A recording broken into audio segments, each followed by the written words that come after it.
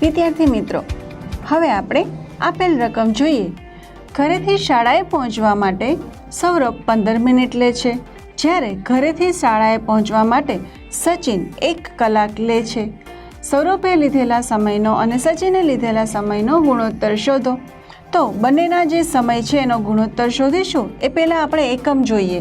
તો સૌરભે જે સમય લીધેલો છે એ 15 મિનિટ છે, જ્યારે સચિનનો સમય 1 કલાક છે. તો આપણે મિનિટ અને કલાક આ બંને અલગ અલગ એકમને પહેલાં એક સરખા એકમમાં ફેરવીશું. તો જ્યારે મોટો એકમ છે એને નાના એકમમાં ફેરવીએ ત્યારે ગણતરીમાં ઘણી સરળતા રહે છે.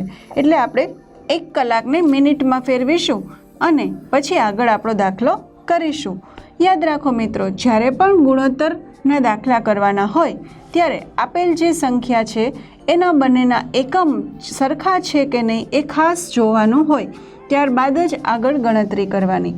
અહીં આપણને મિનિટ અને કલાક આપેલ છે. સૌથી પહેલાં આપણે સૂત્ર લખીએ. તો સૌથી પહેલાં આપણે સૌરભનું નામ છે તો આપણે લખીશું સૌરભે લીધેલો સમય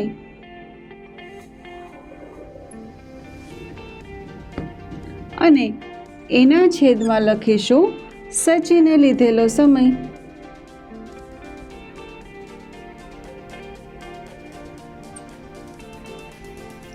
હવે આપણે સૌથી પહેલાં તો 1 કલાકને મિનિટમાં ફેરવીશું.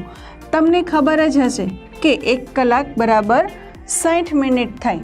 તો સૌથી પહેલાં અહીં મારે લખવાના છે સૌરભની 15 મિનિટ અને નીચે 1 કલાકની બદલે 60 મિનિટ. હવે આપણને બંને જે એકમ છે એ સરખા મળેલા હોવાથી ગણતરી પણ ઘણી સરળ રહેશે. અહીં 15 અને 60 છે તો આપણને અતિ સંક્ષિપ્ત રૂપ આપતા આવડે છે. આપણે નાનામાં નાનો અંક શોધીને લખવાનો છે અને હવે આપણે ડાયરેક્ટ છેદ ઉડાડીશું.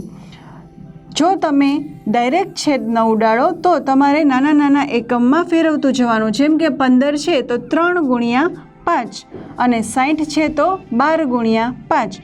ફરી પાછા 3ના અને 12ના પણ છેદ ઉડશે. 3 4 12. હવે આ લાંબી પ્રોસેસ ન કરવી હોય તો આપણે ડાયરેક્ટ છેદ ઉડાડીશું. એના માટે શું કરવાનું? 15નો ઘડિયો બોલીશું તો 15 4 60 આવે છે, બરાબર. તો છેદ ઉડશે 15 અને 60નો 4 દ્વારા, કંઈક આ રીતે 15 4 60. આમાં તમે આવું પણ લખી શકો કે 15 એટલે 15 એકા 15 અને 60 એટલે 15 4 60. હવે 15 15 ઉડી ગયા. આ રીતે પણ તમે જવાબ મેળવી શકો અને ડાયરેક્ટ છેદ પણ ઉડાડી શકો. તો આપણો જવાબ આવે છે 1/4.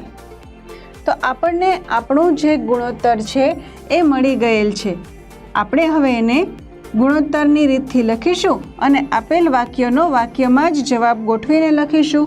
તો અહીં હું લખીશ તેથી. આપણને જે પૂછેલું છે એ જ વાક્ય આપણે જવાબમાં લખીશું. તો સૌરભે લીધેલો સમયનો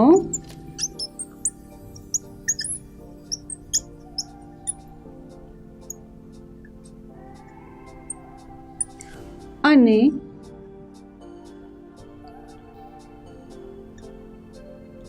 સચિને લીધેલા સમયનો ગુણોત્તર. શું જવાબ આવ્યો છે? 1/4. તો અંશ છે એને પહેલાં અને પછી છેદને, એટલે કે 1/4 છે. તો આ રીતે આપણે સંક્ષિપ્ત રૂપ આપીને સરસ રીતે ગુણોત્તર શોધી શકીએ.